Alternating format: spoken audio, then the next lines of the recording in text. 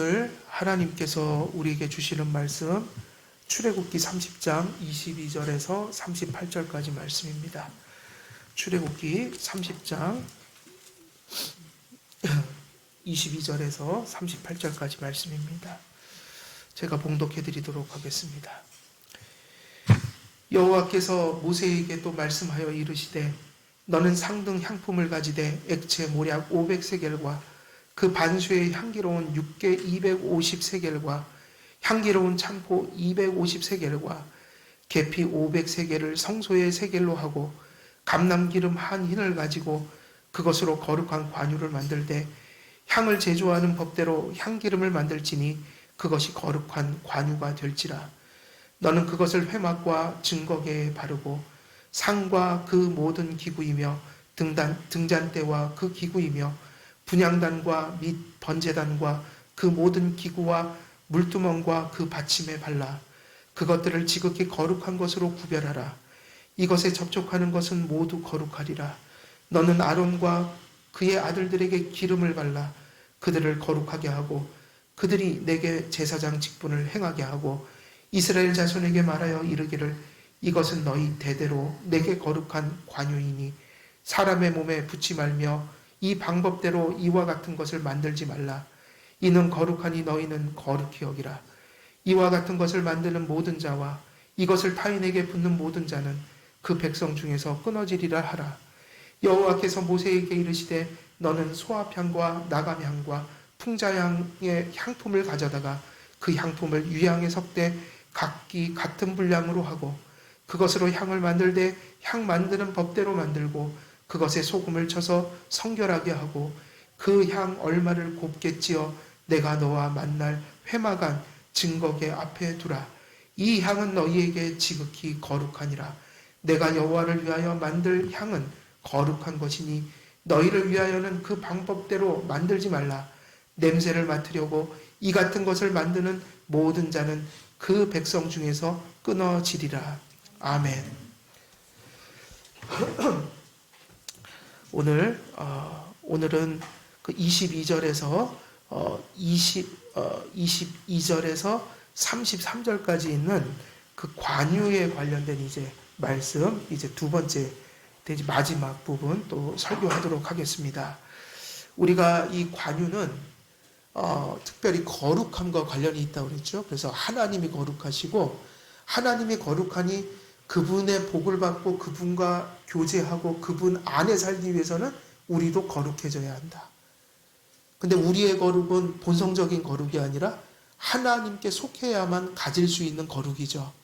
마치 달이 태양의 빛을 반사해서 빛을 내듯 성도의 거룩은 하나님께 속함으로 나타나는 것이므로 그래서 하나님께 속하는 것이 참 중요한 것인데 어떻게 하나님께 속할 것인가? 그래서 타락한 우리 존재들은 하나님의 말씀을 듣고 믿음을 가져야만 한다. 믿음으로 하나님과 연합하고 그분과 교제한다. 그래서 이 거룩은 구별의 개념이라고 그랬어요. 구별성. 하나님은 피조물과 죄인들과 구별돼서 존재적으로나 도덕적으로 완전한 성품, 능력, 권능, 그리고 그 영광의 탁월함을 가진 자다.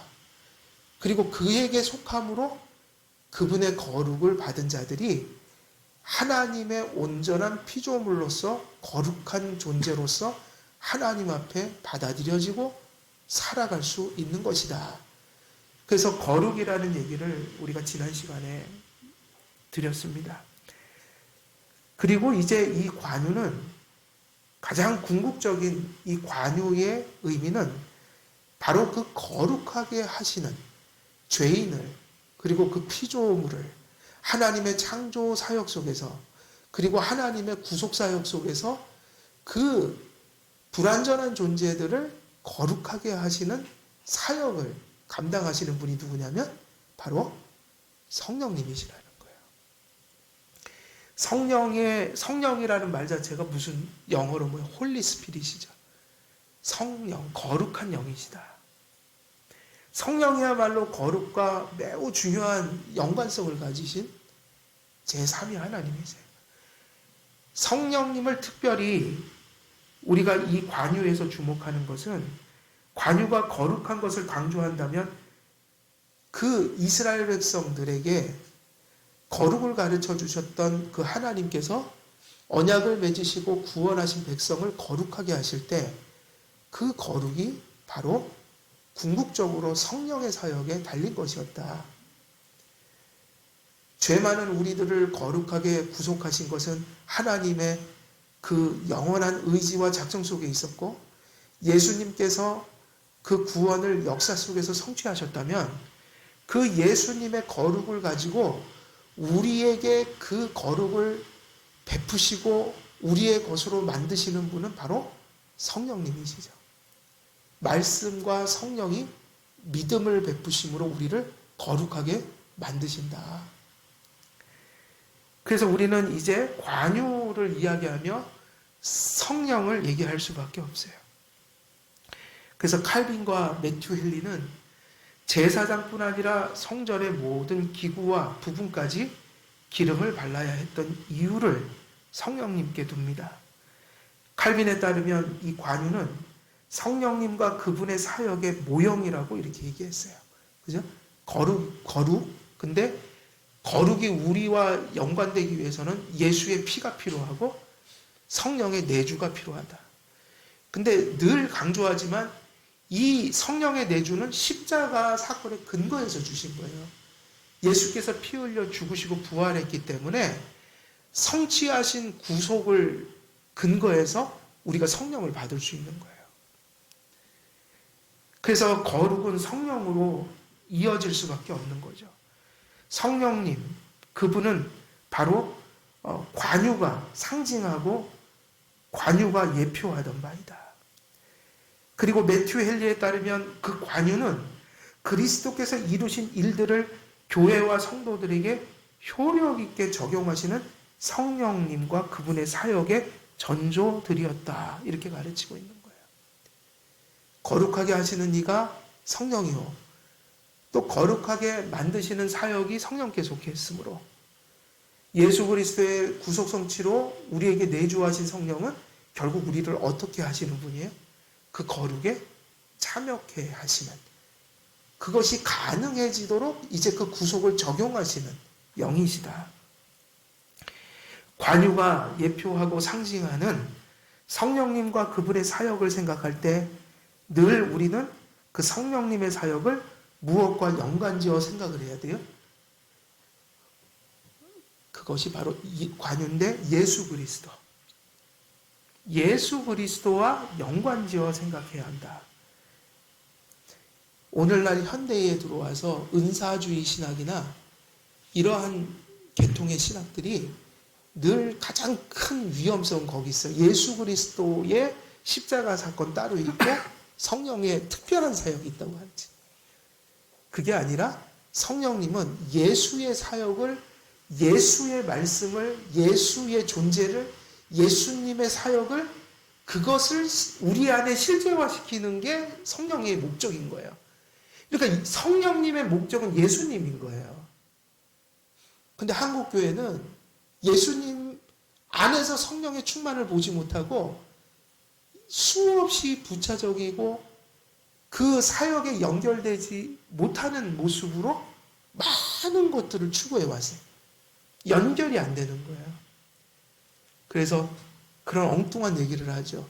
구원은 예수의 십자가를 믿고 구원받고 권능은 성령 받아서 이루어진다. 아니죠. 예수가 우리와 연합함으로 권능이 임하는 거죠. 예수님의 십자가 사건이 우리 안에 명확해지는 것이 성령의 이 땅에 오신 목적이란 말이에요. 예수님이 선명한 곳에 누가 계신 거예요? 예수님이 선명한 곳에 성령이 선명하신 거예요. 예수로 충만한 것이 바로 성령이 충만한 거예요. 왜냐하면 예수로 충만함은 성령이 없이는 불가능한 거라고요. 성경에 보면 성령이 아니면 예수를 뭐라고 부를 수 없다? 주라 할 수 없다. 여기서 주라 할 수 없다는 건 마음으로 믿어 입으로 고백하는 걸 의미하죠. 어떻게 성령님이 내 심령 속에 구속을 적용하지 않았음에도 불구하고 예수가 내 안에서 깨달아지고 믿어질 수가 있겠단 말이에요. 예수님이 믿어지고 예수님을 사모하고 예수님을 따라가고픈 마음이 성령님이 바로 내 안에서 이루어 주신 바로 그 일이기 때문에 성령님의 사역은 언제나 그리스도의 사역을 위해서 존재하는 것이라는 것을 우리가 깊이 생각해야 돼요. 구약과 신약에 있어서 구원을 베푸시는 성령님의 사역은 언제나 그리스도의 대속사역의 토대에 새겨집니다. 예수의 이름으로만 역사하시는 분이 누구예요? 성령님. 우리가 성령님이 아니면 기도를 못합니다. 칼빈은 그렇게 가르쳤어요. 기도할 바를 생각나게 하시는 것도 성령님이고 기도할 수 있는 정서를 베푸시는 것도 성령님이신데 기도는 항상 누구의 이름으로 마치죠? 예수의 이름으로 마친다. 예수님의 중보가 없이는 성령님의 도우심이 임할 수가 없어요. 언제나 예수님은 성령을 통해서 일하시고 성령님은 예수 안에서 예수의 속죄의 토대에서 일하신다. 성령님께서는 보혜사 되신 그리스도께서 죽음과 부활로 모든 대속사역을 성취하신 후에 승천하시고 또 그리스도께서 성취하신 바를 지상의 교회에 적용하시고 효력 있게 하시기 위해서 누구를 보내셨어요? 성령. 그래서 뭐라고 불러요? 다른 보혜사. 육신으로 계실 때 보혜사는 누구셨어요? 우리를 안위하시고 우리를 우리의 구원을 보증하시고 이런 일을 지상에서 가시적으로 누가 하셨어요? 예수님이 하셨거든요. 근데 어디로 올라가셨어요? 천상으로. 그러면 지금 누가 일하시죠? 예수님이 일을 안 하세요? 하세요? 더 효과적으로 일을 하세요, 지금은. 근데 누굴 통해서 일하시냐면 지금은 성령을 통해서 예수님께서 일하시는 거라고요. 성령을 통해서 누가 일하신다고요? 예수님께서. 그래서 다른 보혜사가 필요했다. 육신으로 계실 때는 그분이 보혜사. 근데 올라가셨어요. 그러니까 우리와 이제 예수님이 하늘로 올라가셨으니 예수님은 여전히 우리와 함께 하셔야 되잖아요. 그분의 육신은 신성은 함께 하실지라도 육신은 천상에 계시거든요. 육신은. 그러면 그 신이며 하나님이신 예수님과 우리가 온전히 연합되기 위해서 누가 필요한 거예요? 연결되기 위해서? 그 일을 성령님이 하시는 거예요. 그래서 기독교 강요에는 성령은 예수 그리스도와 죄인을 연합케 하시는 띠이다. 띠. 그분이 우리와 그리스도의 통로가 되어주신다. 그러니까 우리는 누구와 함께 있는 거예요, 지금?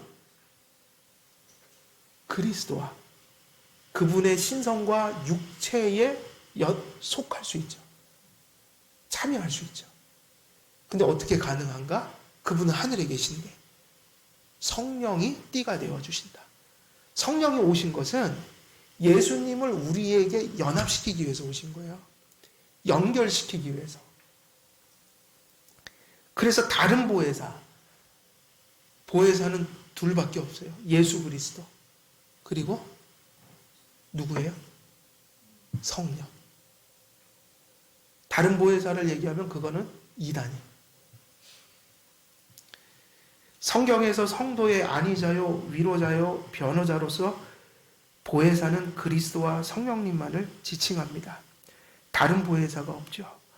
그런데 그리스도께서 천상의 제사장이요, 왕이요, 선지자로서 지극히 높여져서 하늘과 땅의 권세를 가지고 다시 말하면 능력 있는 중보자가 되셔서 우주와 교회를 구원하시고 또 궁극적으로 악인들을 심판하시는 군주로 등극하실 때 올라가신 그리스도께서는 그 만유의 통치를 바로 성령님을 통해 행하신다.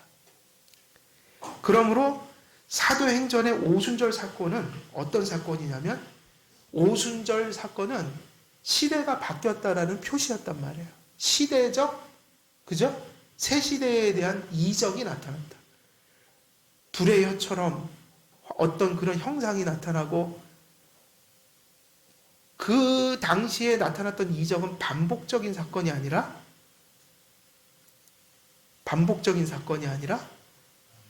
그저 단회적 사건으로 예수님의 속죄가 이제 성령님이 오심으로 끝났다. 누구든지 예수 믿고 구원받으면 성령을 선물로 받는다. 그럼 반복되는 사건이 아니고 새 시대가 열렸다는 시대적 표적이었다고요. 이제는 그 성취된 바 안에서 믿는 자들이 구원받고 성령받고 하나님의 나라를 누리는 거예요. 그래서 오순절 사건은 그 말씀대로 몇 번의 초대교회 때만 반복이 됐어요. 뭐냐? 예수님께서 승천하시기 전에 사도행전 1장 8절에서 뭐라고 했죠? 온 유대와 사마리아와 땅끝까지 이르러 내 증인이 되리라.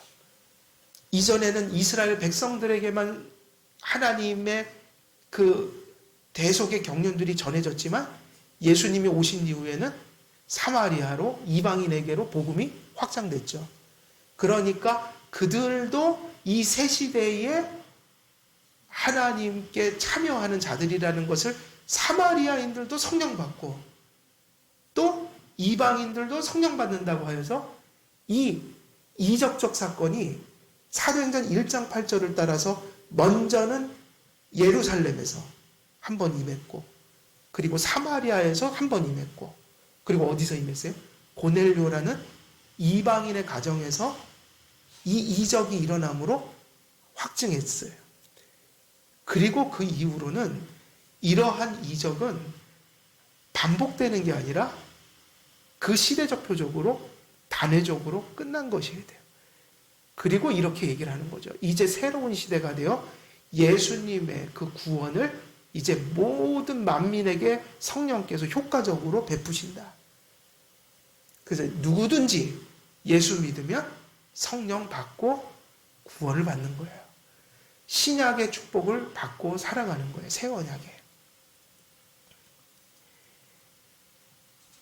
우리가 바라볼 것은 바로 오순절의 본질은 예수께서 이제 성령을 보내심으로 구속의 사건이 이제 역사적으로 완전히 종결됐다는 거. 끝났다. 재림은 남아있지만 그건 빵빠레예요. 빵빠레. 예수님이 그 완전한 그 만유를 다스리는 중보자로서 등극하는 날이었다고요. 근데 이 타락한 신학들이 그 오순절 사건에서 예수의 구속의 완성을 보지 못하고 그리스도를 바라보지 못하고 주관적인 자기 체험하는 그런 근거로 삼아 해석을 하는 바람에 그 엄청난 대속의 주이신 그리스도의 영광이 사실은 신학 속에서 충분히 발현되지를 못했던 거예요. 그리고 성도들이 시각을 잃어버린 거예요. 관점을. 오순절 사건 속에서 또렷이 바라봐야 되는 건 예수님의 그 승리란 말이에요. 대속을 성취하신 거. 그래서 이런 확신을 가져야 건강한 성도죠. 오순절 사건의 그 기록을 읽으면서 하나님께서 이렇게 예수님 안에서 대속을 이루셨구나. 나 같은 벌레만도 못한 인간이, 나 같은 인간이 예수님 믿으면 성령 받고 그 큰 구원에 참여하게 되는구나. 이런 확신을 가지라고 기록해 놓으신 거라고요. 다시 말하면 오순절 사건은 신약교회가 공적으로 이제 이 땅에 세워졌다라는 하나님의 선언인 거예요. 그러므로 성령님께서 교회를 통해 세상에 말씀을 전하게 하심으로 그 말씀을 들을 때 택자들에게 내적으로 역사하시어 거듭나게 하심으로 믿음을 갖게 하시고 그들로 회개하게 만드십니다. 이렇게 성령님께서는 죄인을 그리스도와 연합시키시는, 죄인과 그리스도 사이에 연합하게 하시는 뭐로 오셨다? 띠로 오셨다. 이게 성령 사역의 본질이에요. 성령 사역 안에서 본질인 거예요. 이것이 이 땅에 오신 목적이에요. 그러니까 우리가 무엇을 추구해야 돼요? 성령을 강조한다는 것은 예수님과 내가 연합하고 그 안에서 교제함. 이게 우리가 받은 추구해야 할 성령님의 은혜라는 거예요. 그 연합한다는 게 뭡니까? 그것이죠. 예수님 똑바로 믿는다. 예수님을 사랑한다. 예수님을 높인다. 예수님께 순종한다. 예수님께서 주시는 은혜를 인식하고 살아간다. 그래서 그 감사의 응답으로 예수님이 기뻐하실 만한 삶을 추구하면서 살아간다. 우리의 모든 연약과 필요들을 누구 안에 의지하고 살아간다? 우리의 주 대신 그리스도께. 이게 일어난 성도가 최고의 성도인 겁니다. 성령을 제대로 받은 성도들이에요. 예수님이 똑바로 나타나는 관점이 뚜렷한 신앙, 항상 분명한 신앙. 성령은 예수를 확실하게 만들려고 오신 거지 우리를 드러내게 하시거나 우리의 자아 속에 자기를 가두시려고 오신 분이 아니란 말이에요. 우리가 아니라, 세상이 아니라, 그 어떤 것이 아니라 예수 그리스도가 또 분명하게 나타나는 삶. 그게 뭐예요? 성령의 역사란 말이에요. 왜냐? 성령은 예수 그리스도와 죄인을 연합시키시는 띠로서 오셨기 때문에. 그래서 개혁신학은 그처럼 그리스도와 연합, 그리스도와의 교제를 구원의 본질로 본다고요. 개혁신학은. 은사라는 것은 무엇입니까? 이런 구원을 베푸고 하나님 또 은사를 베푸시는데, 은사는 한국교회에서 매우 잘못 이해되어 있어요. 자기 재능을 은사라고 생각해요. 은사는요, 대단한 것을 받았어도 이게 안 되면 은사가 아니에요. 은사의 정의는 교회의 덕을 세우는 것이에요. 교회의 덕을 세우는 자질들이에요. 그리고 그 은사들은 성경에서 가장 대표적인 게, 그래서 교회의 성도들을 몸을 돌보는 직분이 가장 대표적인 은사예요. 사도들이 기적을 베풀고 이적을 베풀고 초자연적이고 계시적 은사들을 발휘했지만, 초대교회 사도들이 이제 다 성경을 기록하고 나서는 사도가 사라졌고, 그죠? 그래서 목사와 교사와 장로와 집사, 교회를 돌보라고 주신 가장 대표적인 은사예요. 그 안에서 성도들은 가르침이라든지 지혜라든지 궁휼히 여김이라든지, 그래서 교회를 잘 세울 수 있도록 교회 공동체를, 그러니까 개인의 덕이 아니라 교회의 덕을 세우도록 주신 게 뭐예요? 은사라고 해서, 교회의 유익이 안 되는 것은 은사가 이미 아닌 거예요. 무엇을 받았든지. 은사에 속한 것을 받았더라도 교회의 유익을 끼치지 못하면 그는 은사자가 아닌 거예요. 그래서 성도들은 에베소서를 똑바로 읽어야 돼요. 교회의 머리가 누구세요? 근데 머리가 있으면 뭐가 있습니까? 그게 에베소서의 그림이잖아요. 예수님을 머리라고 비유하고 몸으로 비유했다. 그냥 몸이 아니라 그리스도의 몸이에요. 그 몸이 병들면 예수님이 괴롭고, 그 몸이 아프면 예수님이 아픈 거예요. 그건 예수님의 몸이니까. 그래서 머리와 몸은 분리될 수가 없어요. 그래서 은사는 뭐예요? 교회의 덕을 세우는 게 은사의 본질이에요. 정의예요. 성령님이 연합과 교제에 띠로 오셨고, 그 연합시킨 몸들을, 개인이 아니라 몸들을, 그죠? 개인은 그 몸 속에서 생각되는 거라고요. 개인이 있고 그 개인이 모여서 공동체가 되죠. 성령님은 어떤 분이냐? 그 한 사람 한 사람을 구원하셔서 몸을 이루어서 그 몸에다가 은사를 베풀어서 그 몸을 돌보시는 선하신 우리 예수님. 그래서 성령님 하면 구속, 예수님과의 연합된 자들의 교제, 그죠? 성도의 교제. 그래서 성령은 교회의 덕을 세우고 교회를 세울 수 있도록 뭐 하시는 분이에요? 은사를 베푸시는 분입니다. 그래서 이 은사는 구속이나 연합이나 또 그런 구속적 의미에서 교회 간이 정립되지 않고 은사로는 있을 수가 없는 거예요. 그걸 위해서 존재하기 때문에. 근데 한국에서는 자기 재능이 은사라고 생각했어요. 그리고 자기의 이름을 높이고 자기를 세우기 위해서 은사를 생각하는 사람이 너무 많아요. 그게 아니에요. 이미 교회에 덕을 끼치지 않은 것은 이미 그것은 은사가 아니다.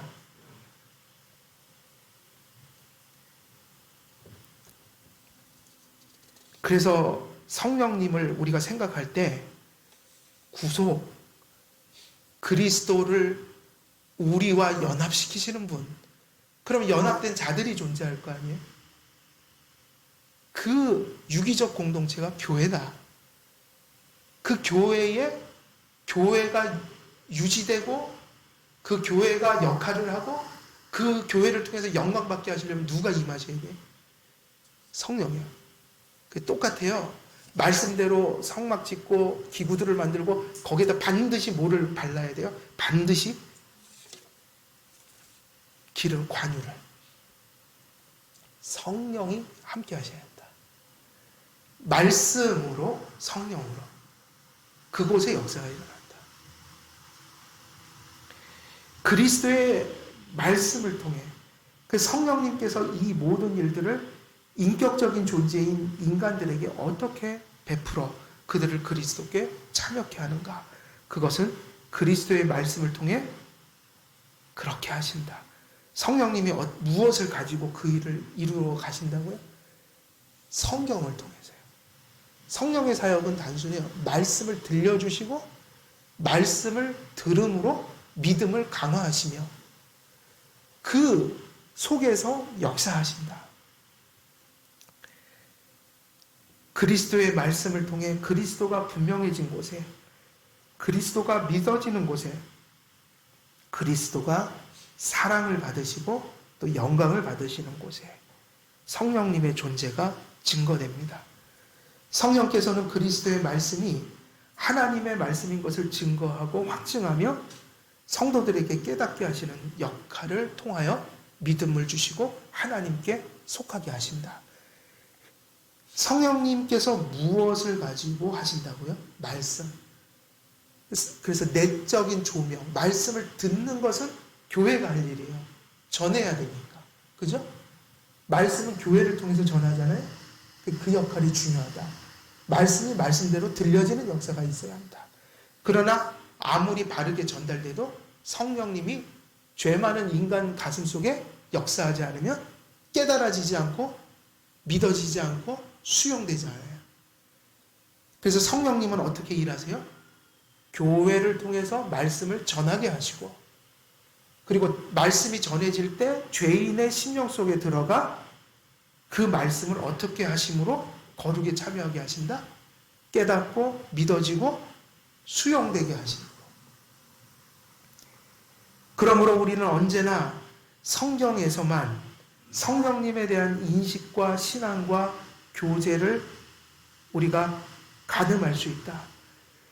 그래서 마치 그리스도가 부재한 곳에 성령님이 있을 수 없는 것처럼 모든 그리스도와 성령에 대한 모든 것들을 전하는 것은 우리에게 유일하게 성경밖에 없기 때문에 성경을 떠난 곳에 성령이 또한 존재할 수가 없다.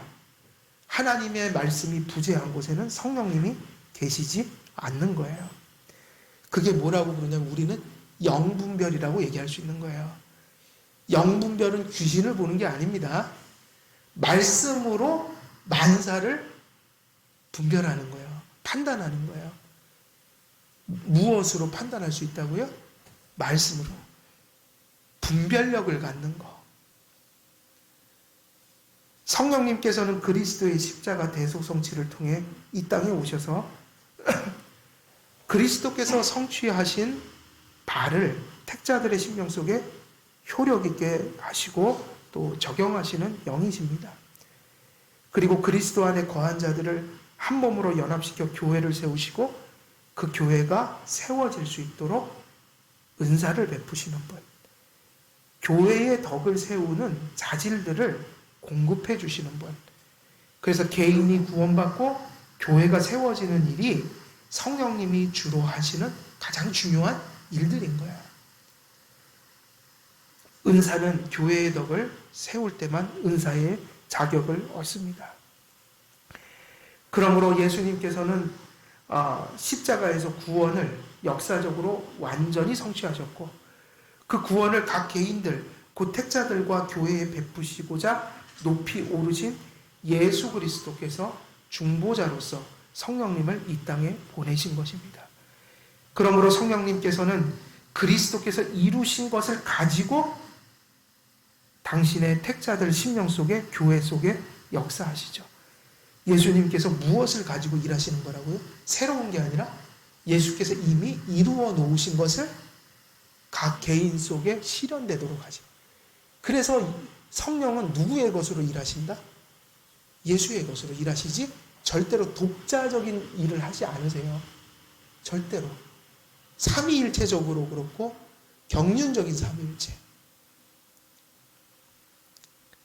그러므로 성령님께서 그리스도께서 이루신 것을 구원받은 개인들에게 효력 있게 하시는 분으로 이해할 수 있는 것입니다. 그러나 언제나 성령님의 사역은 그리스도의 구속 성취에 기초하므로 성령님은 언제나 그리스도의 것으로 일하시는 것입니다. 그래서 성령님을 무슨 영이라고 불러요? 그리스도예요. 이건 존재적, 위격적 일치가 아니라, 동일시가 아니라 위격이 구분되어 있거든요. 삼위일체는. 위격이 다르다고요. 예수님은 예수님이고 성령님은 성령님이에요. 위격적으로는 구별이 돼요. 본질에 있어서 하나지만. 근데 왜 그리스도의 영이라고 부르는가? 사역적 동일치다. 그리스도께서 하신 일을 우리에게 실현하기 때문에 그리스도의 일을 하시는 거예요. 그리고 지금도 그리스도는 성령을 통해서 일하신다. 그래서 그 말씀을 드리는 거죠. 그리스도가 충만한 곳에 누가 계신 거예요? 성령이요.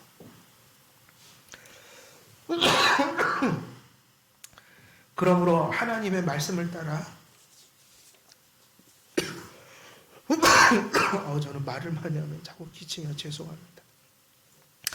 그러므로 하나님의 말씀을 따라 성막과 회막과 모든 그 기구들이 제조되었을지라도, 이게 이제 중요한 얘기예요.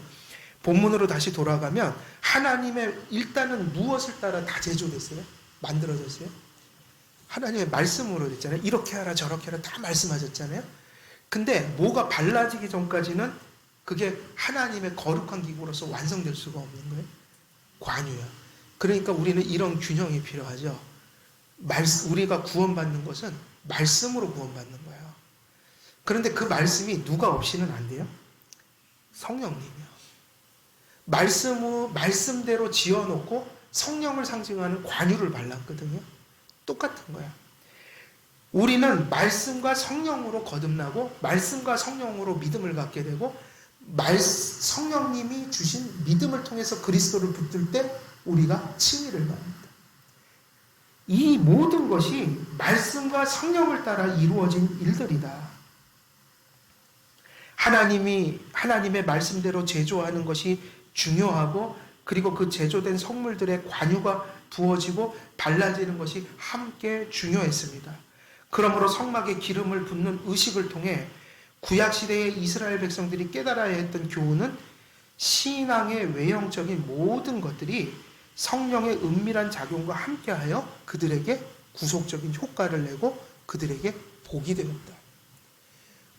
외적으로 듣는 말씀과 내적으로 역사하시는 성령이 함께해야 된다는 거예요. 우리는 이러한 말씀을 왜 전하는가? 기도해야 되는 거죠. 인식하고 살아야 되는 거죠. 언제나 우리는 말씀으로 살고 성령으로 산다. 말씀을 읽더라도 기도하면서 읽어야 한다. 왜? 그것을 깨닫는 것은 성령님께 달린 일이기 때문에 도와주옵소서. 내 안에 내주하시는 성령께서 나를 조명해 주옵소서. 그 인식을 가지고 살아야 하는 것이죠. 예수님이야말로 그 성전이요 성막이셨던 예수님이야말로 사실은 지극히 성령을 완전히 받았던 분 중에 한 분이에요. 예수님이 메시아, 기름 부음 받은 자다.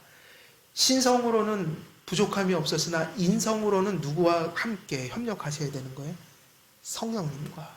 끊임없이 고난의 길을 갈 수 있도록 수종들었던 게 성령님이라고요.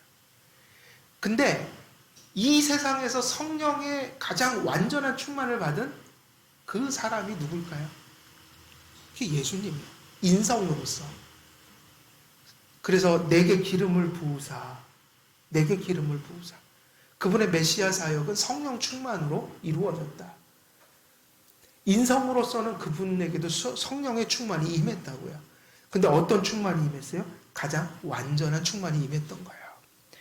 성령님은 예수님의 구속사역 속에서 그 구속을 적용하시는 일만 하시는 게 아니라 사실은 구속사역 속에서 끊임없이 예수님과 협력했던 분이 성령이에요.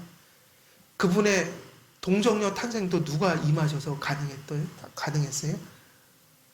마리아에게 임하여 처녀가 잉태되었다. 성령님이 하신 일이에요. 광야에서 시험 받을 때도 누가 이끌어 가셨어요? 시험의 장소? 성령이에요.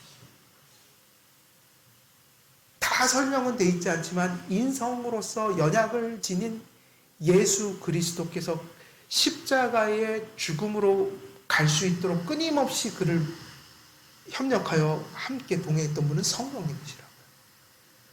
예수님은 성령님과 언제나 함께 하셨어요. 그래서 예수님이 성전이라면 그 성전의 그 관유로 충만히 발라짐이 예수님께서도 있었다. 그렇게 본다면 우리는 예수님의 이름으로 또한 성령 충만을 받는데 우리가 성령의 충만함을 받지 못한다면 사실은 하루도 살아갈 수가 없어요. 우리는 성령님을 믿는 순간 성령님이 내주하시지만 충만은 항상 동일합니까? 동일하지 않습니까? 우리의 죄성 때문에 충만하지 못할 때가 많아요. 그래서 언제나 기도해야 합니다. 무엇을 달라고 기도해야 돼요? 내 안에 내주하신 성령께서 내 안에 충만해 주옵소서. 충만해 달라는 뜻은 뭐죠? 나를 지배해 달라는 얘기죠. 충만이 무슨 뜻이에요? 성령의 지배를 받는 거죠. 내가 세상의 지배를 받지 않고 성령의 지배를 받게 해 주옵소서. 자꾸 나쁜 생각, 딴 생각이 듭니다. 자꾸 정욕이 올라옵니다. 자꾸 못된 행동을 하게 됩니다. 하나님, 날 좀 다스려 주옵소서. 근데 그냥 하는 게 아니라 무엇을 보면서 하셔야 돼요? 하나님 말씀을 보셔야죠. 성령님이 역사하시고 싶어도 말씀을 떠나면 역사하실 수가 없어요. 왜냐하면 성령은 말씀을 가지고 역사합니다. 힘들면 우리가 할 수 있는 일은 이거밖에 없어요. 빨리 성경 펴시고 기도하시고 그리고 성령님의 다스림을 구하세요. 하나님의 자녀요.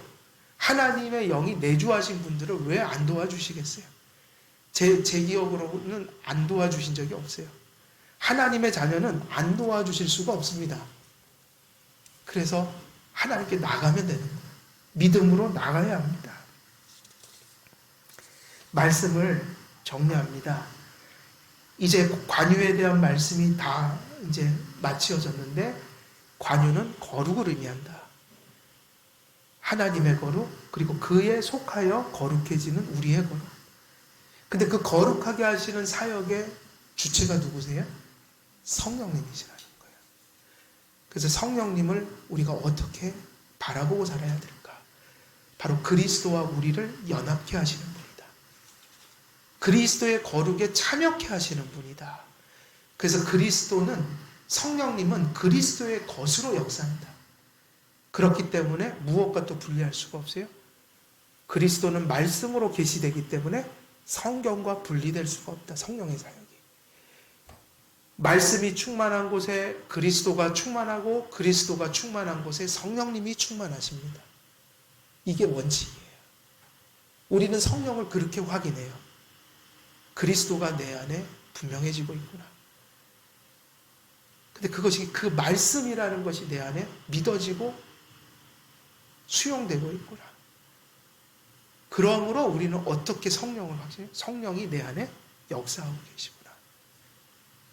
이것이 없이는 우리가 거룩을 추구할 수도 없고, 이것이 없이는 우리가 이 부패한 세상 속에서 우리의 신앙을 지탱할 수 없다. 말씀을 붙들므로 그리스도로 충만해지시고, 그리스도의 충만함으로 우리 안에 성령의 충만함을 확인하시며 확증하시며, 그렇게 날마다 성령님의 은혜 속에서 거룩한 성도의 길을 날마다 걸어가시는 우리 모든 한길교회 성도님 되시기를 주 예수 그리스도의 이름으로 축원드립니다. 기도하겠습니다. 거룩하신 하나님 아버지, 이 땅에 독생성자 예수 그리스도를 보내시어 또 우리를 대속하는 그 구속을 성취하신 또 하나님께 감사를 드립니다. 그 그리스도께서 성취하신 또 그 구속을 성령님을 통해 우리로 하여금 참여케 하시고 누리게 하심도 감사드립니다. 우리에게 성령의 내주를 허락하셨사오니 날마다 성령 충만하여 살아가게 도와주시옵소서.